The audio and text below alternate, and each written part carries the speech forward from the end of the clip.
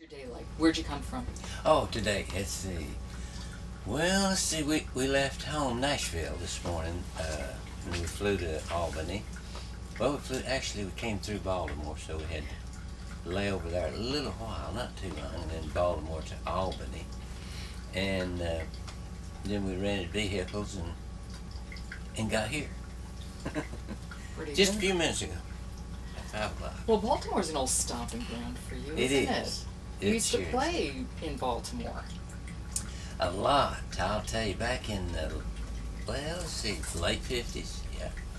The late 50s and the early 60s I played in Baltimore. It was really a good town for bluegrass, and I'm not sure why, but it really was. It was the first band, the first bluegrass band to play Carnegie Hall, playing a little bar there in Baltimore. And they were a good band, Earl Taylor and the Stony Mountain Boys, you know.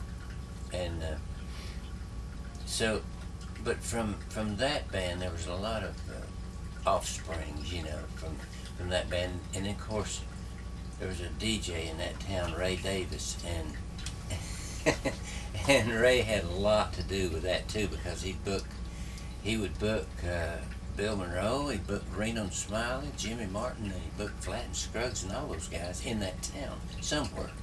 You know, he always had something going, and then he'd plug it on the radio, you know, and sell used cars.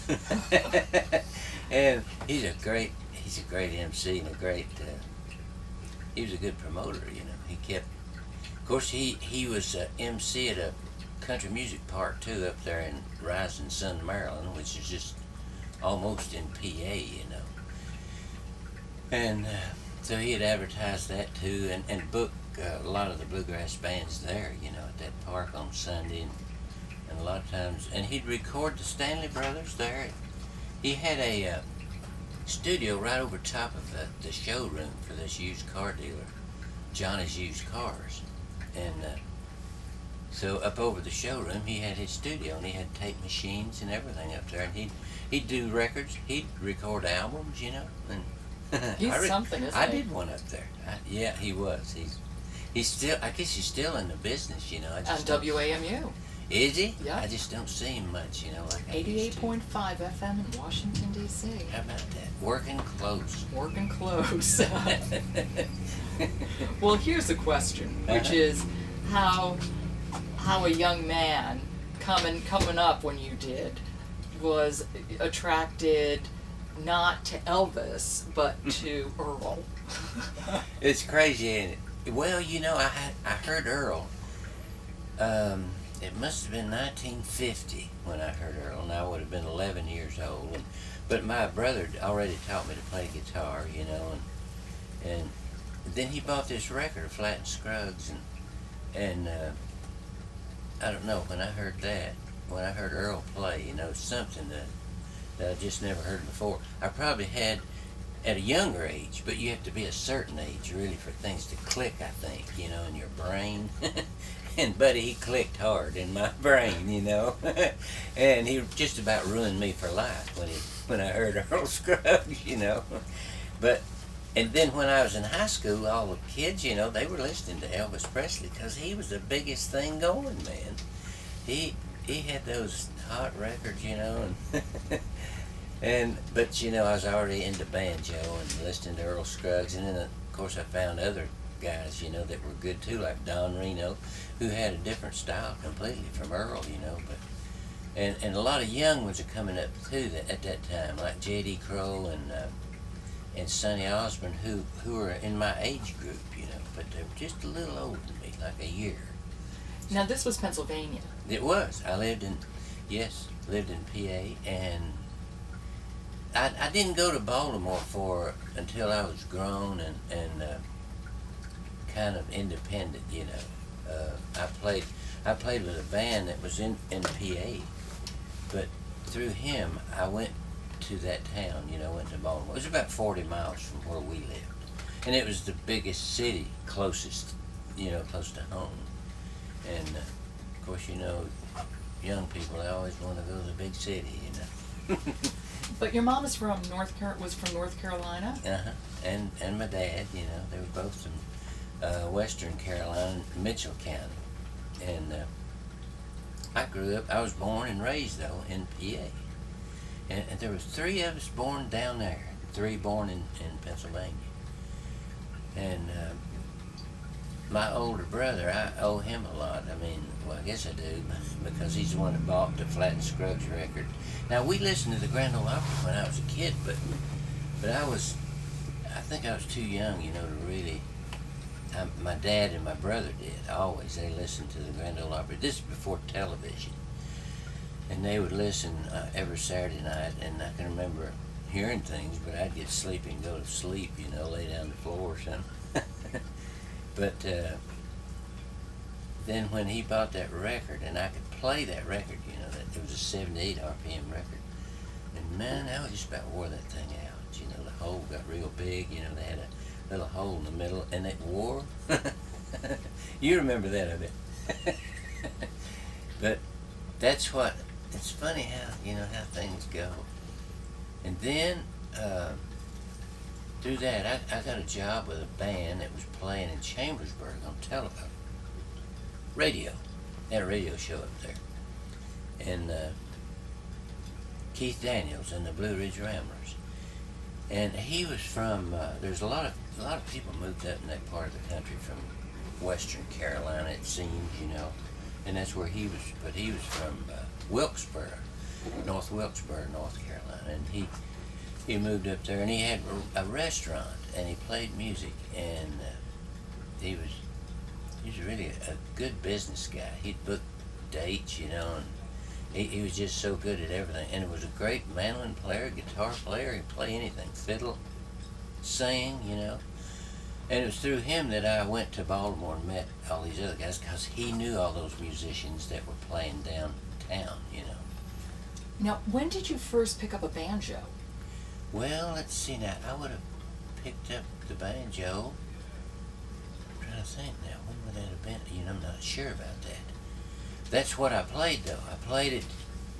I heard Earl in 1950, and I think it was soon after that when I started playing. My dad, he knew a guy that had one, and he borrowed it from this guy. Because this guy that had it didn't play one, he just had it. And it was an old Vega, an old cheap one, you know. And anyway, we borrowed that, and that's what I learned to play on. And then when I got out of high school and I was working and I could buy things, you know, I bought a brand new one, a brand new Gibson. It was an RB 150, they call them.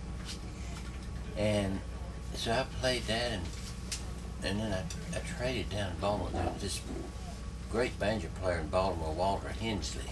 He was the guy I was telling you about, the first one to play Carnegie Hall. And this was before Bill Monroe, Flat and Scruggs, or any of them. Those guys played Carnegie Hall, and it tore the place up, it said, you know. They said they were awful nervous. But he had this old Gibson, and I went in there one time to the club where he was playing, and he wasn't playing this old Gibson. It was a great banjo. So I asked him where it was at. I said, I'd like to have that thing. He said, you want that thing? And I said, yeah. And so it was a pawn shop downtown. And I took my new banjo in there and traded for that old one, you know.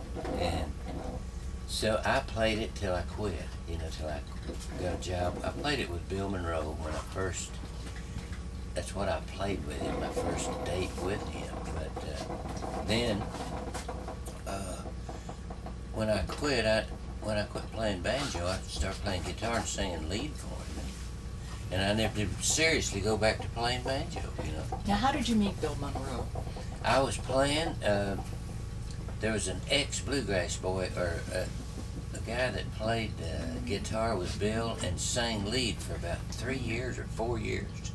His name is Jack Cook, and he just passed away recently. But he had played with Bill and quit and moved to Washington, D.C. to play with the Bluegrass Champs, they call them back then, the Stoneman family. And because they had this television show there in D.C. on Channel 5, And then they lost that TV show, I think, is what happened. I'm not really sure, but when they did, he moved to Baltimore and started playing with Earl Taylor, the guy that went to Carnegie Hall. And then, soon after he did that, he quit and he got his own band, and I was one of his first banjo players then. And so Bill Monroe came, he knew Jack was in Baltimore, so he, on his way to New York City, he stopped there to see if Jack would go with him to play this date because he didn't have a lead singer. And so Jack said, well, do you have a banjo player? And he said no, so they took me along with him, you know, and that's how I met Bill Monroe. And played banjo, and he offered me a job. But then when I decided to take a job, he said, you know, I still need a guitar player and a lead singer worse than anything else. He wanted me to try that. And you weren't singing then? Well, I was singing. I was just singing all parts. I can remember singing any part. I knew parts so well, you know, as a kid for some reason. And with Jack, I think I was singing lead. But I was a natural tenor back in those days. But I was singing lead with Jack, and so he probably heard me do that.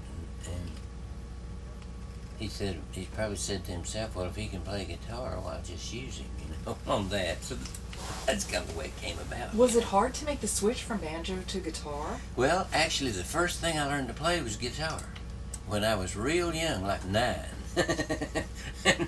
and I really never did seriously play guitar after that, you know. But I thought, you know, I know what it's supposed to sound like, so I'm going to work at this.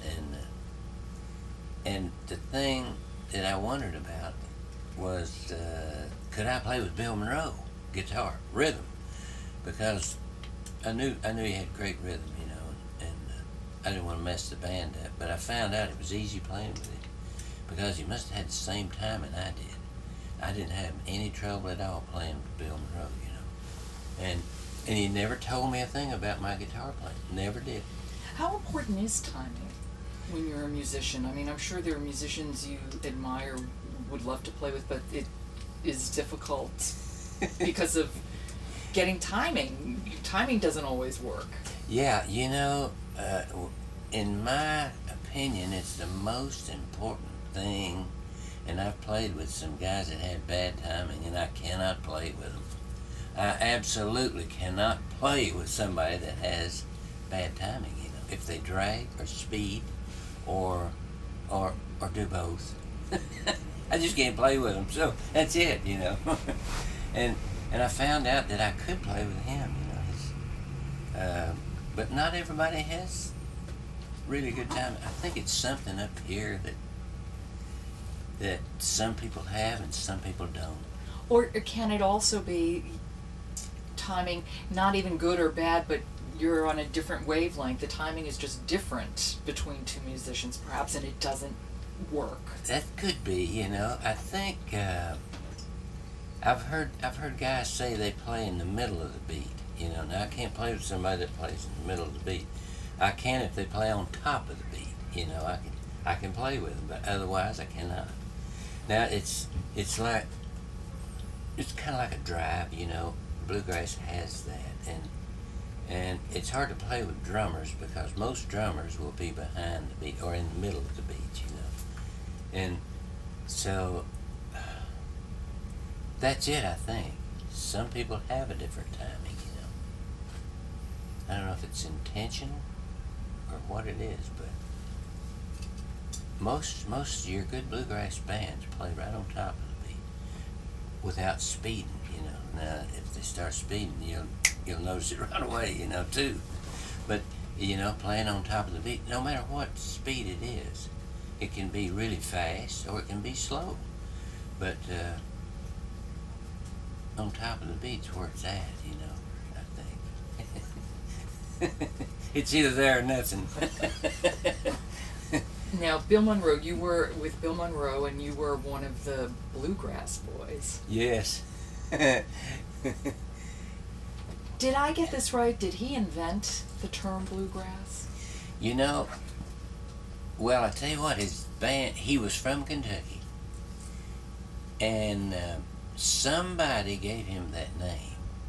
he had the Bluegrass Boys. You know, he had always had, his band was called the Bluegrass Boys. But I can remember when they didn't call his music bluegrass. I remember when they somehow somebody started calling it bluegrass music. You know, and he didn't start that himself. You know, but by the 60s, then they started having bluegrass festivals, you know, and that kind of established that name then, you know. But sometime in the late 50s before they ever called it bluegrass, really. Now, how long were you with Bill? I was only there a year. I played a year and quit and got married and moved to California. And what were you? You were a Golden State boy then. Wasn't that the name of the band? Uh-huh, it was. Yes. I don't know why they had that name. They lived in California. So how was that? Well, you know what happened? This friend of mine, I got him a job playing fiddle with us, you know, because our fiddle player quit in Bill Monroe's band. And I happened to mention to him, you know, that I was offered a job out there with a bluegrass band. They had a TV show in Huntington Park, California. And so I thought, you know, this might be pretty good, you know, to go out there and do this television show. But they really didn't have all that much. They had TV, but they weren't, some of them were working day jobs, you know, which I didn't realize to start with. And so when I went out there, I had to do that too. I had to get a day job to support my music, you know. But we didn't stay long. We only stayed about 6 months and then moved back to PA. And soon after that, the Bluegrass Festival started. In '65 was the first one. I didn't play that one, but I did play in 1966, the very second one. And so my band kind of started with that. You know, there was a promoter named Carlton Haney, who was he was the manager of Conway Twitty, and he was a big country music promoter, but he was deep into bluegrass from the time he was young. He used to manage Bill Monroe, and so he was talking to Bill Monroe when I was with him about starting a bluegrass festival, you know, and Bill telling me, say, no, that won't work, you know, because Bill, if it wasn't Bill's idea, it wasn't no good idea. So I know people like that. So he kept, this is 63, and by 65, Carlton figured, well, I'm going to have a festival, and I'll just book Bill on it, you know, even if he's not behind it 100%, I'll just book him and his band. He booked just about every bluegrass band there was, because he could. They didn't have that much work, you know. And so, in '66, though, I played it, and I was probably the first, what I would call amateur bluegrass band to play his festival, and I have him to thank for a lot of things, you know, because he booked me that early, because I knew him, you know, and I guess, and anyway, it kind of got my band off the ground too. Was this the Dixie Pals? It was, mm-hmm. And that was '66, and I think I recorded my first album in '67. What was that like? Well, you know, I had wanted to do that, you know, didn't know how to go about it. And I played in Berkeley, California with Bill in '63. And this guy that booked Bill there, his name is Chris Strockwitz, and he has Our Hooley Records. He heard me sing with Bill, and he told me, I want to record you, you know, and I thought, boy, this is great, you know, I'll get my own record. And so he did, and that helped me get started too, you know. He was mainly, I think mostly he booked, or he recorded Cajun music, and some Mexican music, I think, you know, Tex-Mex music. But he didn't have any bluegrass. I don't know if he still has any, but yeah, I think he might. But I was the first bluegrass band that he put on his label, you know, and so I was fortunate. That was my first record. Then the second one was Rounder folks. They were just starting their label, and they wanted me to record for them, and that was my second record then, you know.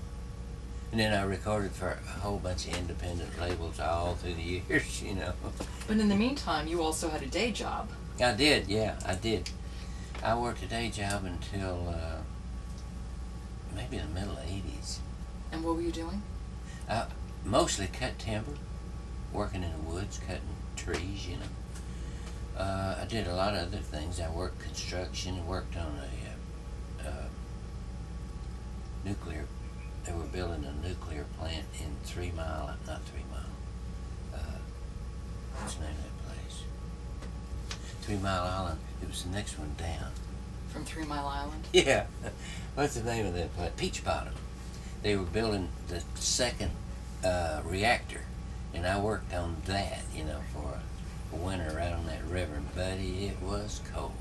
I'm telling you. So that's hard physical labor. Yeah. Plus, you're raising a family. Yeah. And then you were playing bluegrass. It's true, you know. I grew up on a farm, so I was always used to, you know, physical work, hard physical work, and I think I liked it. I know I did. Cutting timber was the same thing, you know. It's a lot of physical work to that. And I was in really good shape then. I could hold notes forever. You know, just hold them out there, which you can't do now. But I did that, and of course my wife, she did too.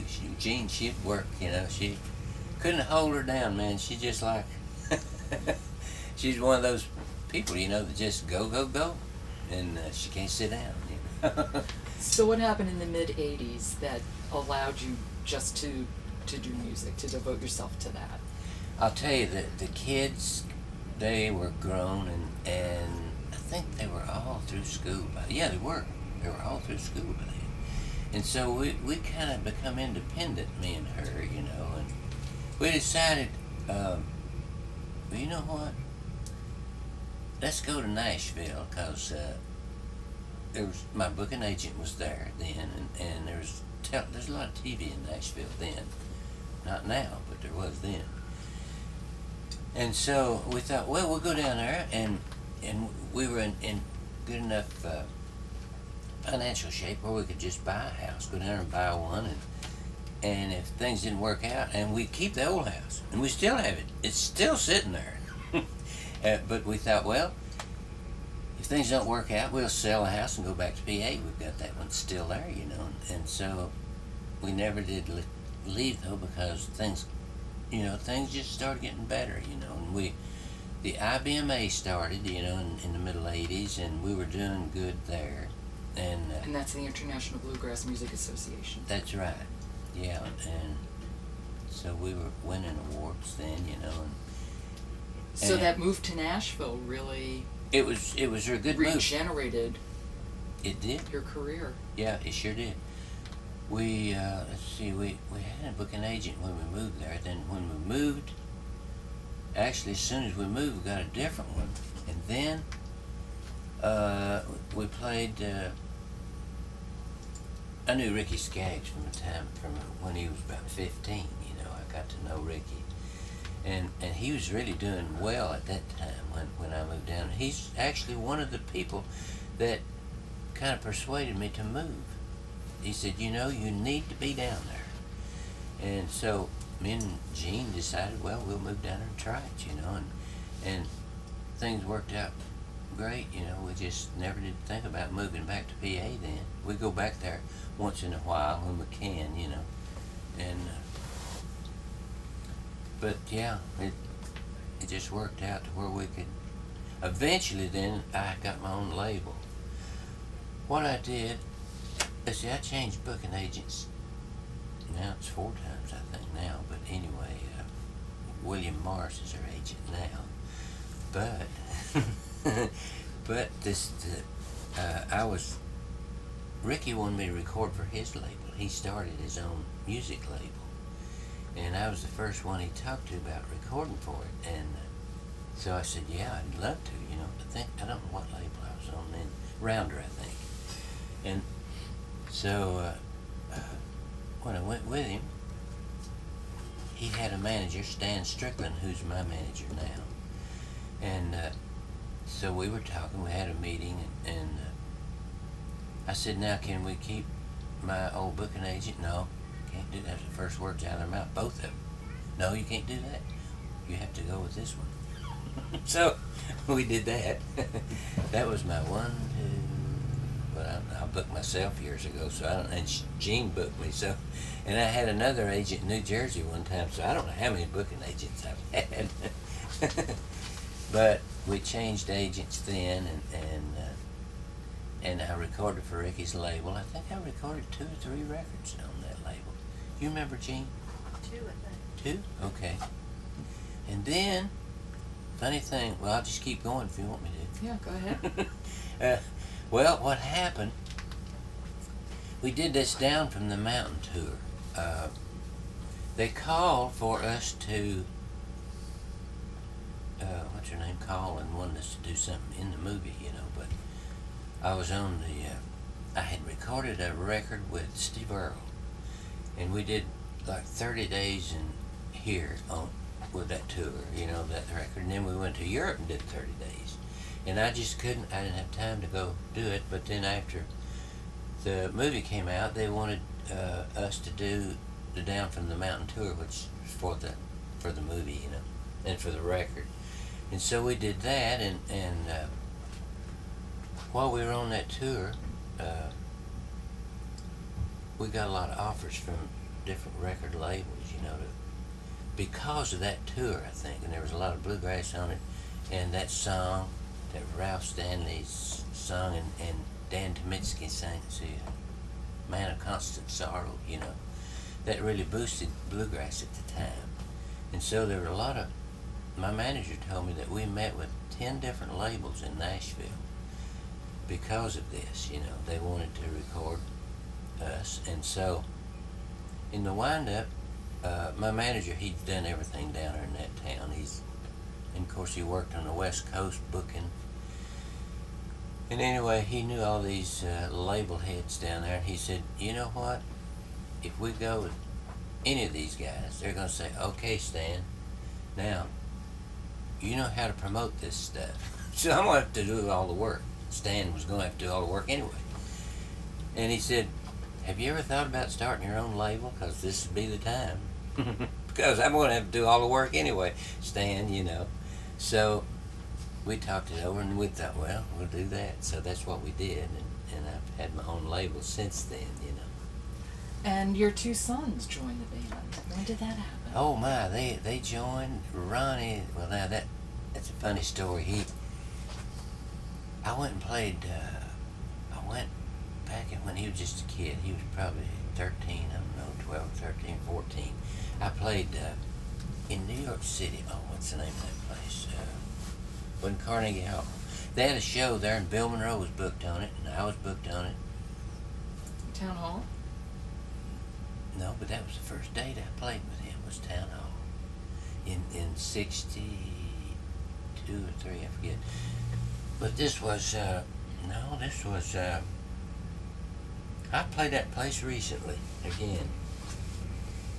Anyway, they were booked on, do you remember the name of it, Gene? I'm trying to think. That's awful. I can never remember that place for some reason. Anyway, I went up there and played, and Ronnie was on vacation from school. It was that time of the year, you know, like between Christmas and New Year's. So he went with me up there. I took him along. He was just a kid, you know. And I got up there, and Bill Monroe took a liking to him. He'd take his hat off, put it on Ronnie, and he put his mandolin. I saw him do this. He put his mandolin in his hands. He said, now, there, you play me something. So Ronnie didn't know a thing about a mandolin, you know. But he had played violin in school. But he quit on account of he'd rather play baseball. His music teacher talked to us, and she said, boy, you know, I really hate that Ronnie quitting, because he was doing so good in music, you know. But he was also a good ball player. He was their star pitcher, and he'd back up the third baseman, he'd back up the second baseman. Some of those guys that go to sleep out there, you know. But he was really into baseball, and so I took him along with me up there, and that did it. We got back home, and I had an old mandolin at home, Well, I had a bus at the time, and there was a luggage rack up over top, like here, you know. And we just throw that old mandolin up there, and everybody in the band would get it out and play it while we were going down the road or something, you know. And so, just so happened it needed a lot of work, so I gave it to the guy that was playing banjo with me. I gave it to him to work on, Dick Smith.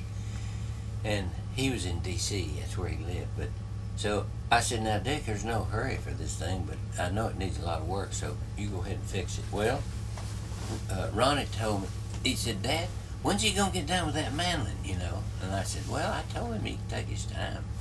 And so he got on Dick, and Dick fixed it where that he could play it, you know. So he played, and that, by the way, that one is in the Ryman Auditorium in a case in there. They wanted to put it in the showcase, you know.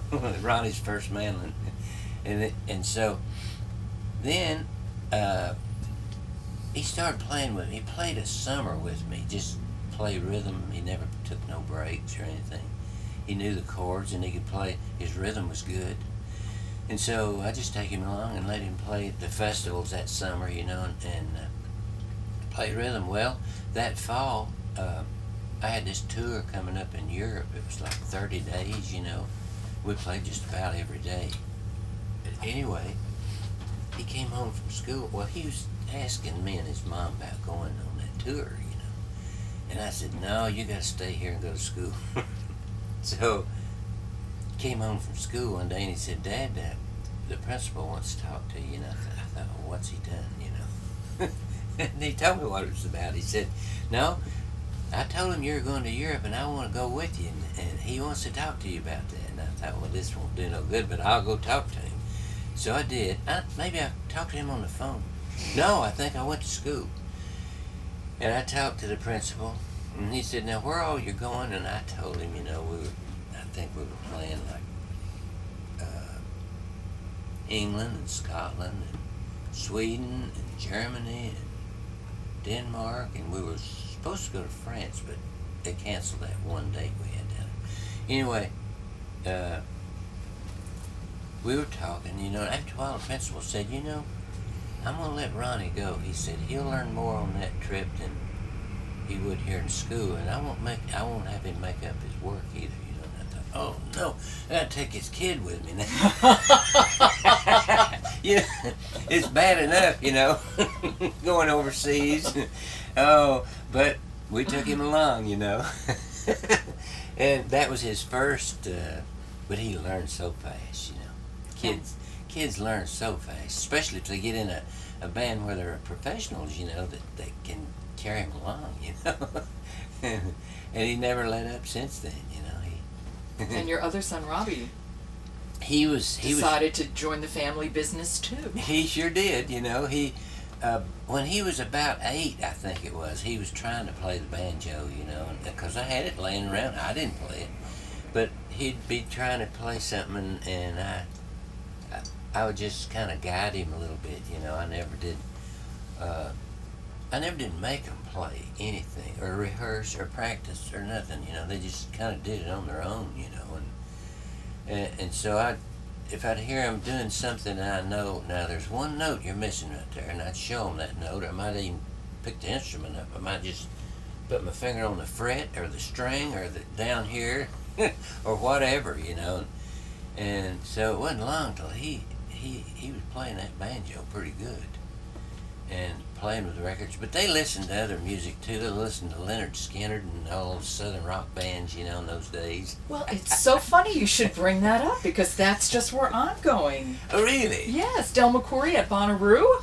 Oh, no kidding. Well, I don't know how we got there, but we did.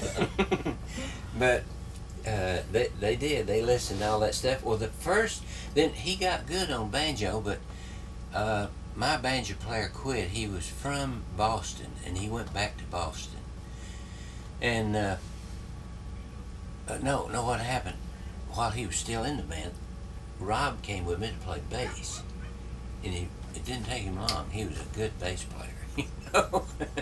And so the banjo player then in the band quit and went back to Boston. I said, now you're going to have to play the banjo, you know. And he kind of dreaded that, because there's a little more responsibility with that. You know, he had to know all the melodies to the songs that I was doing. You know, and where with the bass, you know, just play rhythm and chords, and it's simpler. You know, I'm sure it is.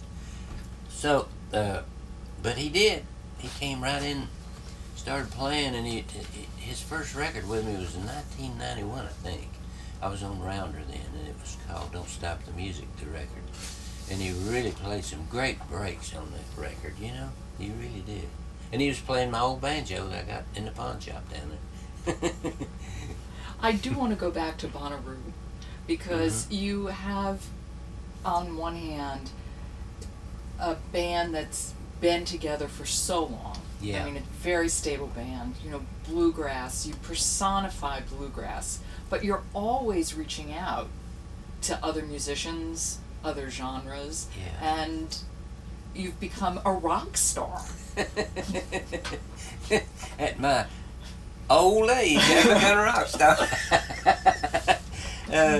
Well, you know, for some reason, well, I'll tell you what, now, we owe that to Ronnie, because Ronnie said, now, you know, they started this Monroe, you know, first year, I think it was, and Ronnie told our manager, he said, now, Stan, we should be on that show, you know. What did your manager say when he said that?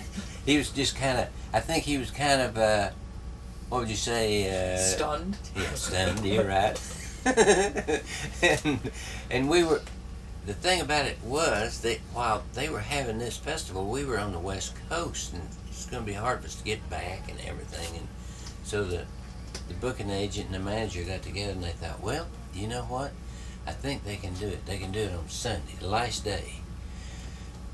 And so we came in, and we flew in. I don't know if we flew in Sunday morning or when we came in from the West Coast, but I thought then we were going to bus down there, you know. So I thought, boy, this bus driver's going to have a time getting in there, because they talked about all this traffic on I-24, you know. Well, we got in the bus, and I think we went as early as we could.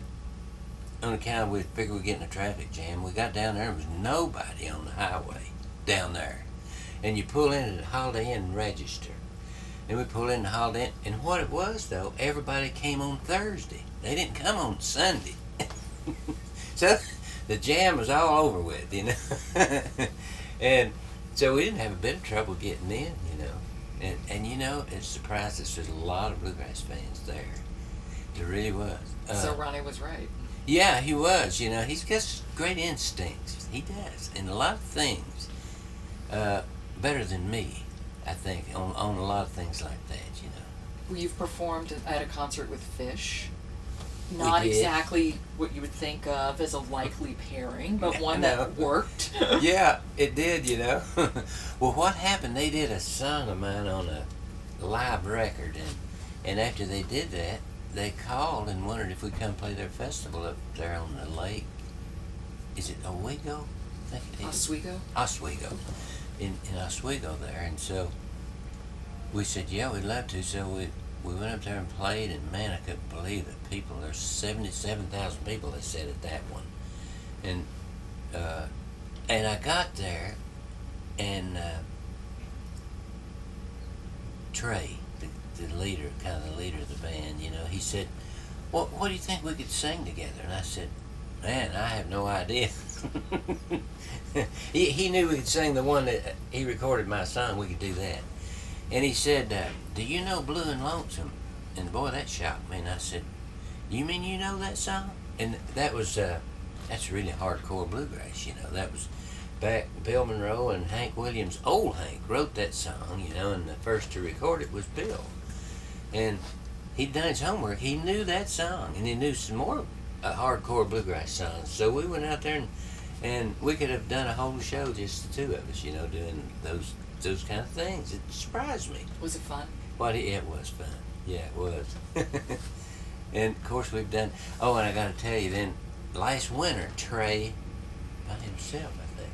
Yeah, he came down by himself and played the Ryman Auditorium, and he wanted me and the boys to come, you know. And so I thought, well, we'll just go down there because I'd like to see him, you know. So we went down, and he sent for us to come on the bus, and so we went on the bus, he said, now I want you guys to play with me tonight, you know. And we said, well, we don't have nothing to play. We didn't bring nothing. We just wanted to listen to you, you know. and so Ronnie said, I've got an idea. He said, I'll go down here to the corner of that, the music store. That's his name.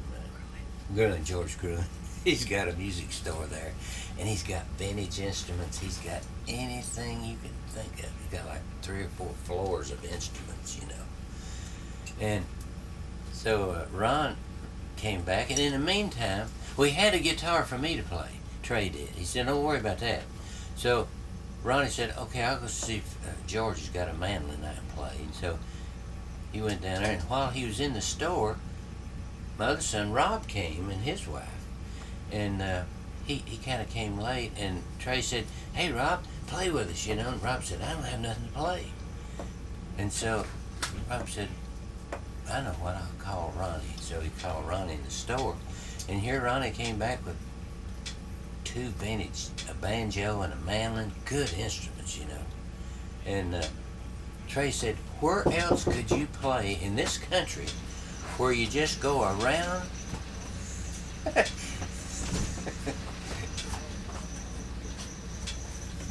where you just walk around the corner and get these great instruments to do a show with? He said, there's no other place I know of that you can do that except Nashville. Of course, he's got great electric instruments too, you know, but he's got some Lloyd lower mandolins, and he's got old RB4 banjos, you know, and great guitars, you know. But he's a great guy, Trey. They all are. They're all those guys are good, you know. What do you think accounts for the just exploding popularity of bluegrass, personified by you, Well, in fact? You know, I'm not sure. It's always had its plateaus, or it'd go up, you know, in popularity, and just stay there for a while. And I know that the formation of our International Bluegrass Music Association helped. You know, it gave it a big boost then because we got organized for a change, you know. They tried to do that earlier. They tried to do that in the 60s, but they just, I was pretty young then, and I didn't get in on the arguments. That's mostly what it was. So they didn't form nothing. Back when Bill Monroe was still going strong, you know, and Flat and Scruggs and Stanley Brothers and all, you know, but it just didn't work out. And then in '85 we did form the association, and it really helped the music, you know, because now we have a place where everybody can get together, like promoters and record companies and musicians and managers and everything, you know. And before, it seemed like it was just quibbling and all, you know, but now they work together.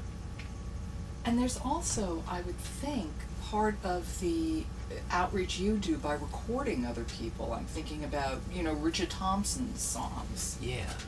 You never know where you're going to find a good song, you know.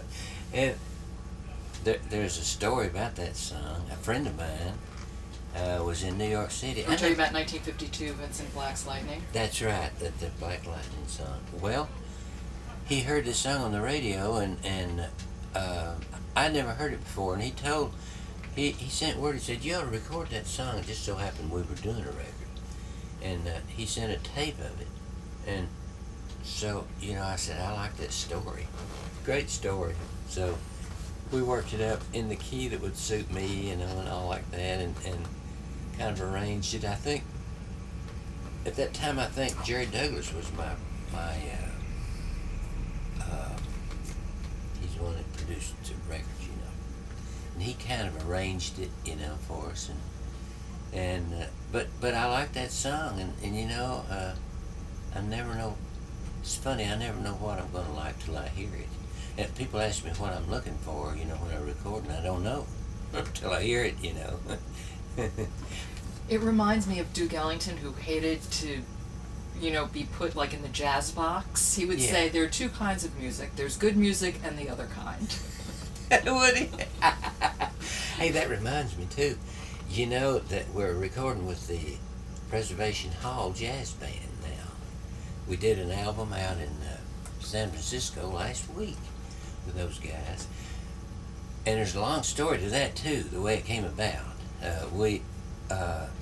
My distributor is Sony Red in New York City, and they called and wondered if I'd go down there and sing a song with the Preservation Hall Band for the Katrina victims, you know, back when this all happened. I said I'd be glad to, you know. So I didn't know what I'd do with them, but we went down there and figured out a couple. I think I recorded 2 or 3 songs, but they just put one on the record. And so anyway, I got to know those guys, and they're great musicians, you know. And so then we went down and recorded with my band and them a few songs. And then we decided, well, we might as well do it. So we played a date in California in San Rafael last Friday. I might be a week off, but anyway. Then we went down in South San Francisco there and recorded in what was a mission. It was a mission.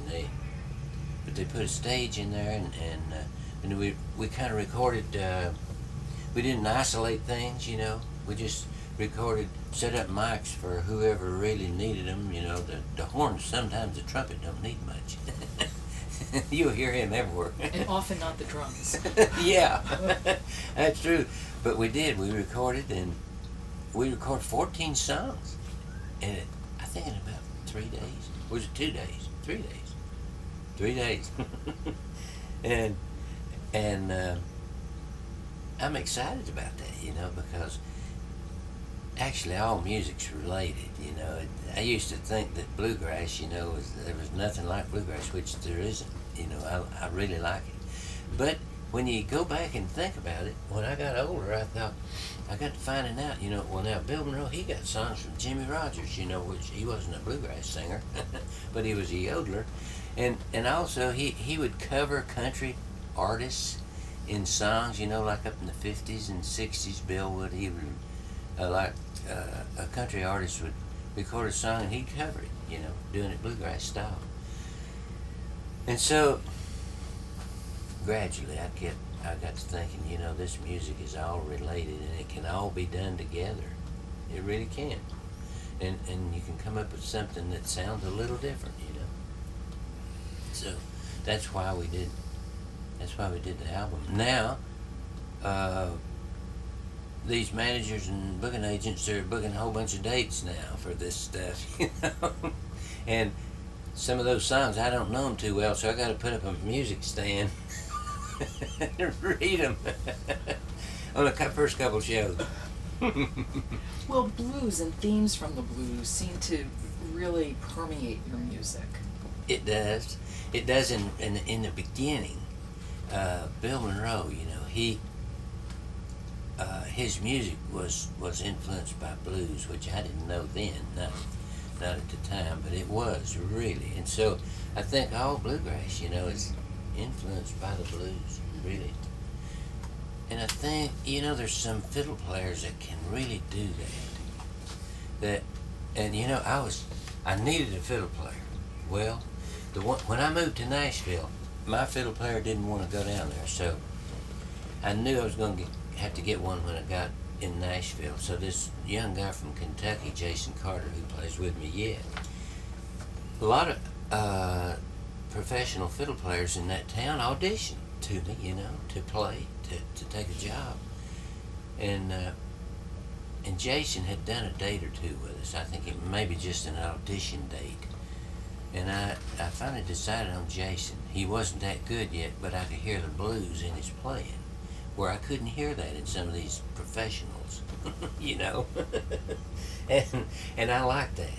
And I knew that if he had a little guidance, you know, that he would really come around with that playing, you know, and playing melodies and putting blues in those melodies. He had it, for some reason he had it just normal to him. It was just normal for him to do that. It's just what he did. Yeah, it's just the way he did it. And a lot of times that's the only way you'll get it, is if they can do it naturally, you know. Tell me, what do you like best about performing? Well, you know, I never do. I never do have a program, So I just do requests when I go out. After I get the band introduced, I let them do one thing that they do, whatever it is, sing or play. And after that, I like to do some new songs, but after we get everybody introduced, I'll ask for requests, and I like to do that because the people, it gives them a chance to be part of the show, I think, if you do their requests, And as long as they record or request something you've recorded, you're okay, Now if they request somebody else's songs, you're in trouble. But they do, And I'll request shows most of the time. I try to put a new song in somewhere. I slip it in on them. Now the band earned membership in the legendary Grand Ole Opry. That's true. Yeah, 2003. That must have been a thrill. It was, because I'd listened to it since I was just a kid, and it was such a big show in my mind, Well, it is a long-running radio show.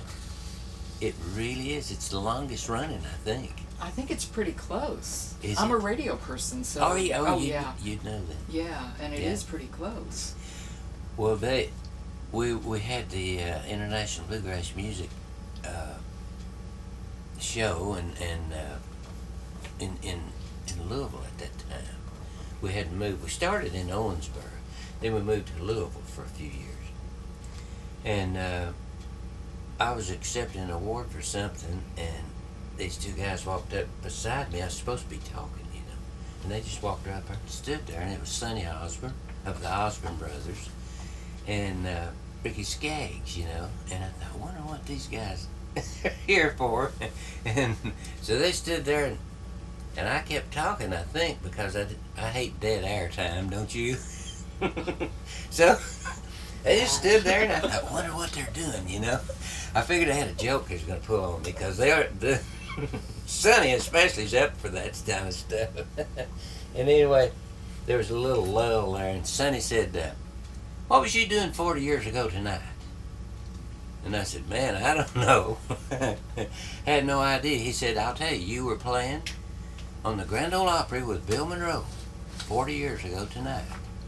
And he said, me and Ricky was wondering, would you like to become a member of the Grand Ole Opry? Kind of floored me, I'm surprised they even finished what I was saying after that, but I think I did. So that was the first I knew it. Pete Fisher put him up to it, the manager of the Opry, He was there, I think. He was up there that year. That's a great moment. It was a great moment, I was so excited about that. Now tell me, when you found out that you were a National Heritage Fellow, Ooh. What went through your mind? Can you take us through what happened when you got the call from Barry Burgee? Wow, that was another highlight of my life, I'll tell you. And I thought, I don't know if I deserve that.